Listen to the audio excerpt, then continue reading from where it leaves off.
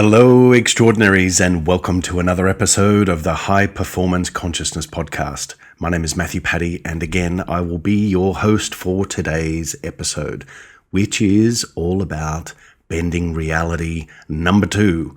So if you haven't listened to the first episode of Bend Reality, then go back to the podcast list and make sure you listen to that. So I'm going to springboard off that first episode and dive deeper and give you some new strategies on how you can bend reality and really have your consciousness work for you in attracting, magnetizing your desired, your preferred end faster than ever before. So without further ado, let's dive right on in to this episode. So in the first episode of Bend Reality, I spoke about point A and point B.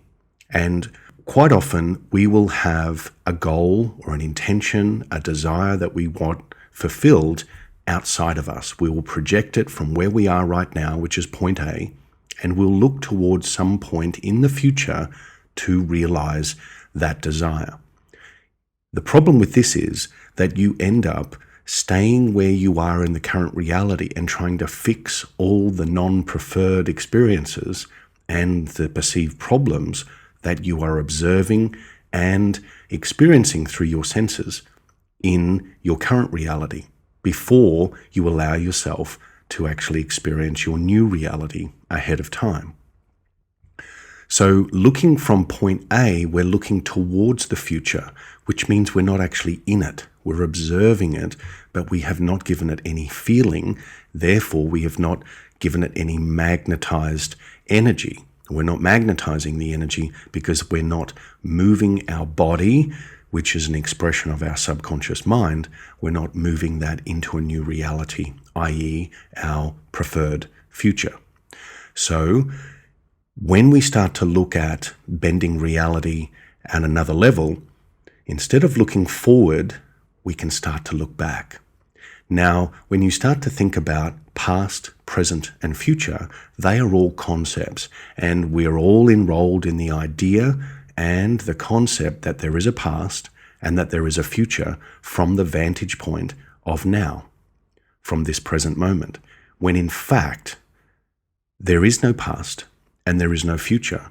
There is only the present moment, the generous, abundant, eternal present moment right now. And this is where you are observing, as it were, backwards in time to the past, any people, places, events, and circumstances that you may have interfaced with or created experiences with or received information from. So you're looking back and perceiving it as the past. Likewise, you can project forward and you can start to think about, wouldn't it be nice if this occurred? Or I want this for my business or my personal life. And you are at the vantage point of now trying to bend reality using Newtonian laws, which are very linear.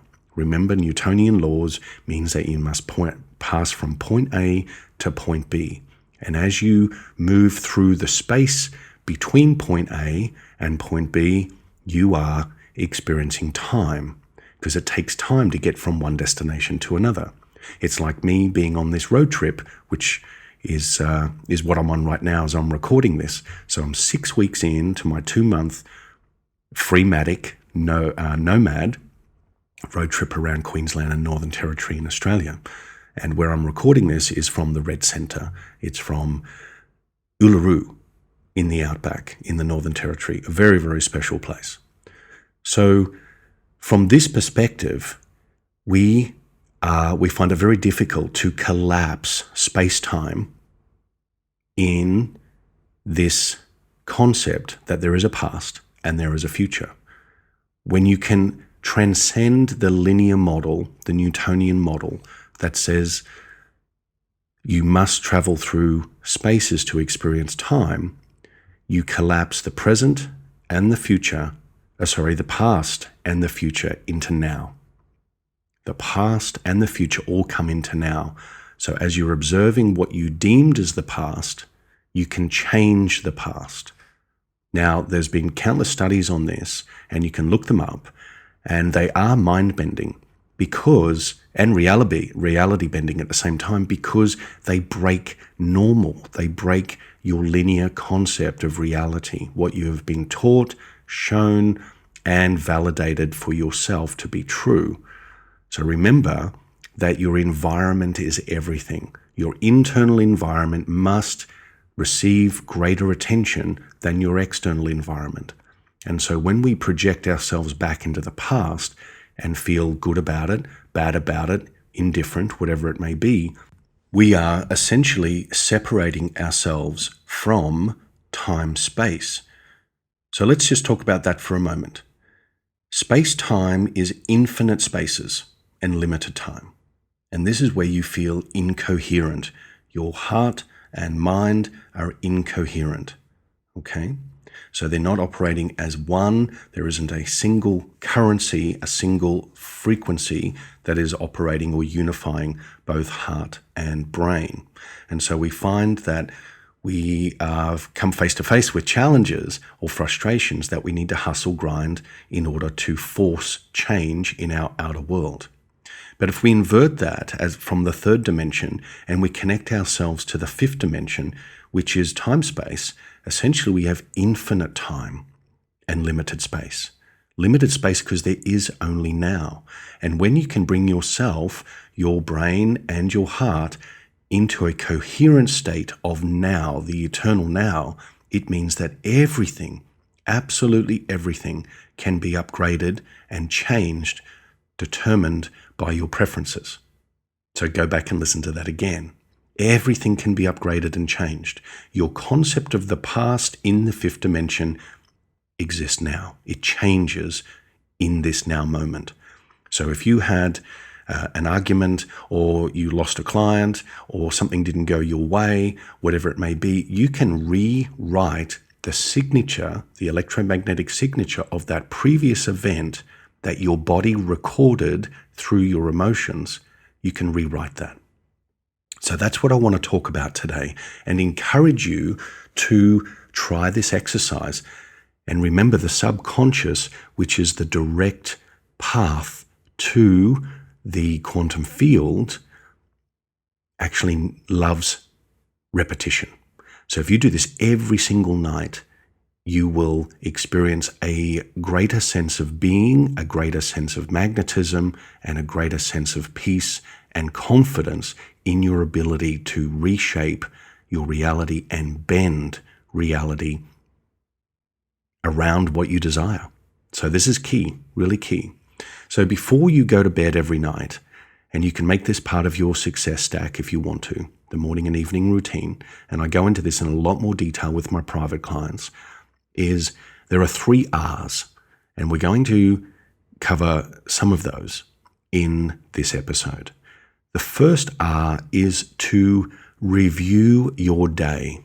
And so you can look back and review your day, you can review your past, but let's just start with the day. Review your day from where you are, sitting beside the bed, lying in bed, sitting on the couch, at the dining room table, whatever it's going to be. Review your day from where you are all the way back to where you woke in the morning. And you are training your mind to essentially go back through time and observe your decisions, actions, and feelings throughout the day. Now, it takes a little bit of practice, and it's one way to build incredible focus, because unless you can hone your focus and give specific attention and direct specific, meaningful energy towards what you want without distraction, you simply will not wire yourself fast enough to a new reality. And chances are, I've seen this happen many times, that you will drop off and lose momentum, and you'll lose confidence in your ability to reshape your reality at speed. So here's what we're going to do. You're going to look back through your day, starting from where you are at the pointy end of the evening, and you're going to recount everything that occurred during that day, right up until the moment you woke and got out of bed that morning. Now, by doing this, you're able to travel back in time, and you're able to observe what you deemed as the past, which is this day that you've just experienced, and look, once you've reviewed it, now you choose to revise any events or experiences that occurred during the day that did not meet your preferred end. So I hope that makes sense. So let's say that you had a conversation with someone and it didn't go according to plan. Maybe you fumbled on the delivery of something, or maybe there was an argument, or maybe whatever it's going to be. Look at that event and feel the experience of either the letdown or the reaction or the response, whatever it may have been from yourself or someone else, and rewrite it. So now you've reviewed it, now you rewrite it. Rewrite it to your preferred outcome. Rewriting it means giving it new attention and therefore new energy to upgrade the experience from what was experienced to now what is preferred in your mind, and then feel it. So you can rehearse that. So I would go back through your day and choose one event that you would like to rewrite and practice with one event each day. It doesn't have to be a big, heavy moment. It could be a really nice moment that you want to revisit and actually add more potential to, that made you feel happy, excited, exhilarated, proud, relief, celebratory, whatever it may be.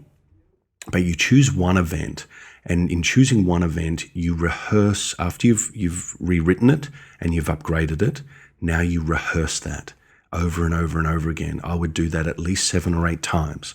Studies have shown that when you impregnate the mind, the brain, with new information, the subconscious picks up that new information as quickly as 8 times with the delivery of that new information. So it doesn't mean you can do it 8 times once on one day and then never think about it again. But we're just talking about one day and one event. And this is training your mental muscle and your heart muscle to recreate your observation of what you deemed as the past. Making sense so far? So we're reviewing your day, and now we're rewriting one aspect of that day, one event or experience that you feel you can improve. Rewrite it in your mind. Hear the person confirming the rewrite. Maybe you gave them a handshake or a hug, or maybe you were keying in their number into the phone, or you sent an email immediately after it, or whatever it's going to be. But stack actions aligned with that upgrade into the new equation. And then you repeat it. Rinse and repeat, rinse and repeat, rinse and repeat. Now this might seem a little bit odd, and I can hear the question starting to come up already. Well, how is that going to rewrite my experience if it already happened in the past? And I believe at some level that maybe I can change my past, but how does that show up tomorrow in my new future? How does it show up? How does it make a difference? Well, it happens at a number of different levels. Some may call it magic, some may call it miracle, whatever you want to call it. However, it is about reality bending. So let's say it was a conversation with someone that didn't go as planned, and you fumbled or they fumbled and the outcome was not desired. You rewrite that and you upgrade it so it did go to plan and that there was an amicable value exchange with both people. So you may find that tomorrow or the next day that same person will contact you and want to work with you. They will have changed their mind. I've seen it and I've experienced it many, many times myself, bending reality. So that's one way.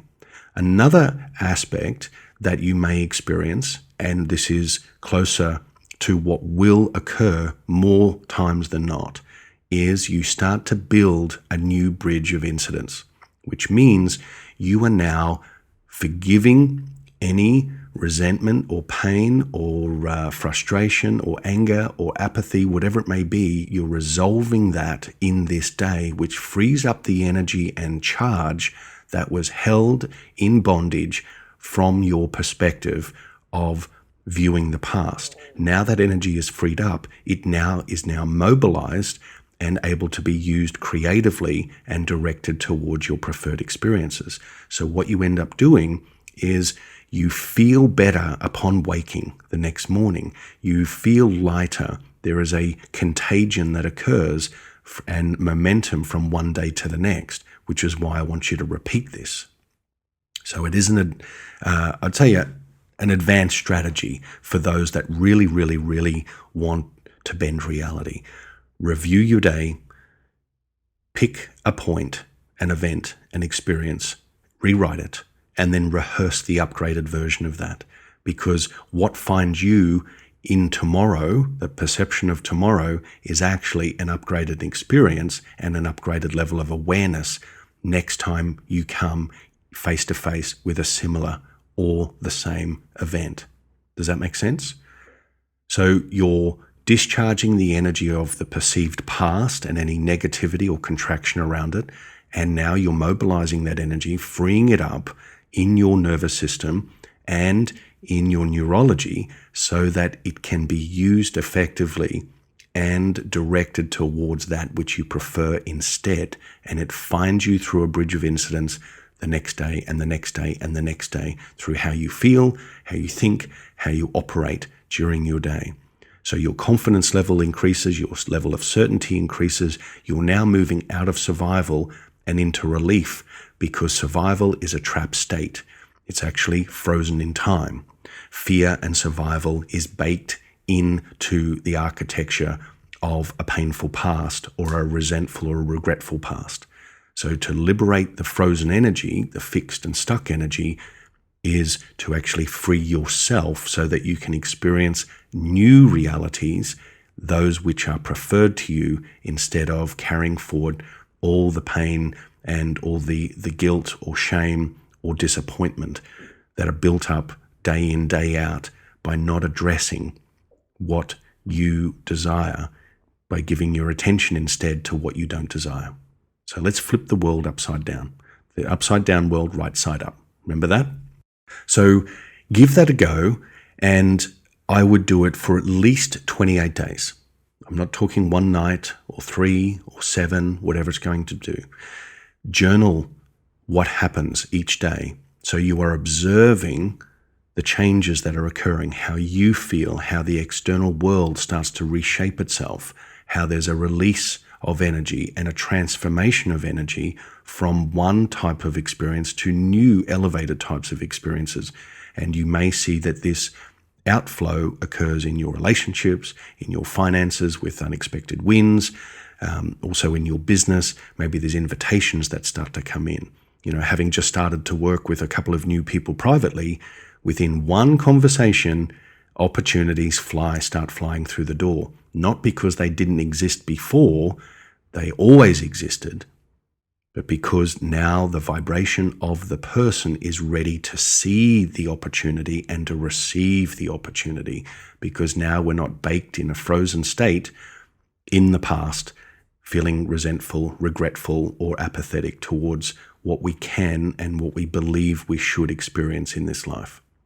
So it's a big episode. I know it's going to challenge you, which is good. So Bending Reality 2 is about looking at the past and looking at the future as now, not anything other than this moment. To treat the past as the past, and that is unchangeable, keeps you stuck in the third dimension. It keeps you trapped in the space-time equation.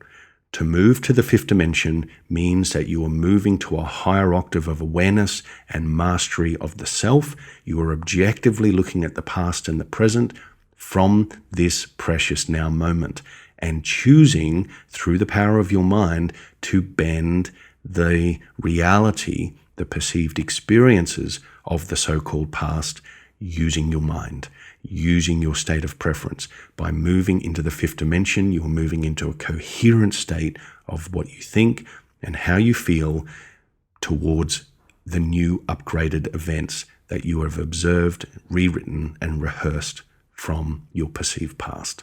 So it's a big episode. Go back and listen to it again. I hope you enjoyed it. So from me here in the red centre of Australia to wherever you are in the world, remember, dream a better dream. It's all you, baby. See you in the field.